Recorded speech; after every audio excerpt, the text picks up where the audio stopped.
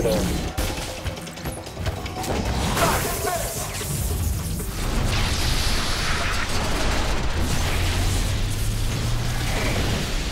Global Agenda is an action, massively multiplayer online game. So you create a character, a special agent, on future planet Earth, and you're fighting a non-player character group called the Commonwealth. It's a real oppressive regime. And at the same time, you're forming player groups called agencies, and you're competing for limited territory and resources on Earth.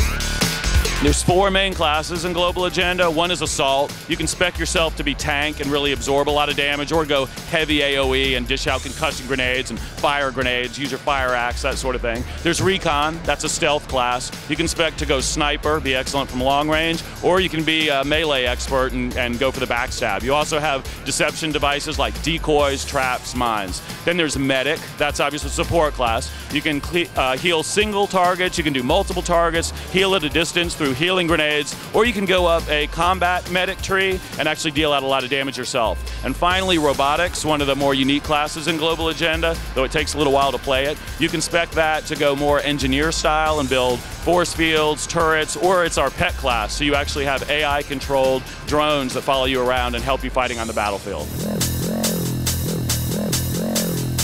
One of the things we're actually introducing here at E3 today is our player versus environment content. So you can go co-op in the game, solo, or join with 3 additional friends and play 1 to 4 players against this Commonwealth environment. So the gameplay we're showing here, you're fighting androids, mini bosses. There's even a big, epic, old school boss at the end that you're taking down, dodging projectiles at the same time. So the player versus environment content is something that you're really getting a first glimpse of here.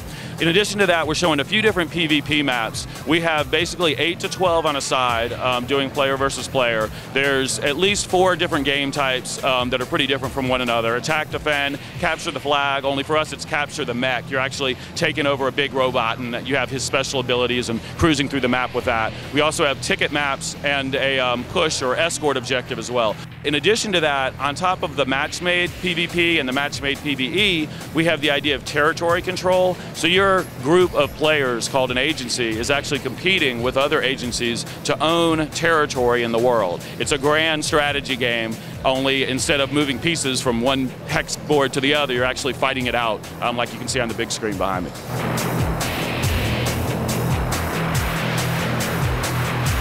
Now, when it actually comes to a particular match, within any one map, all of our battles are designed to be around 8 to 12 per side. But you can coordinate between multiple teams. So if we are doing a base raid against an opposing agency, we actually might be orchestrating the activity of 60 agents, only that's across 6 different strike teams. So strike team 1 might be in one hex, taking down a generator, and as soon as they do, strike team 2 in another hex, another map, actually sees the turrets come down. So that real-time interaction allows everyone to be very, very close to the action, but it still allows coordination between all 60 people.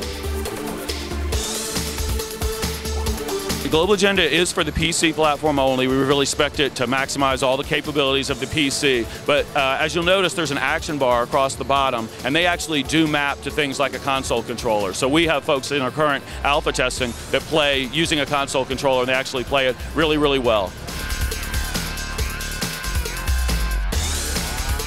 Right now we're in closed alpha. We're actually taking applications for our closed beta in the second quarter. That's going to start in the summer. If people want to sign up, they can go to www.globalagendagame.com, and we're planning to release at the end of the year.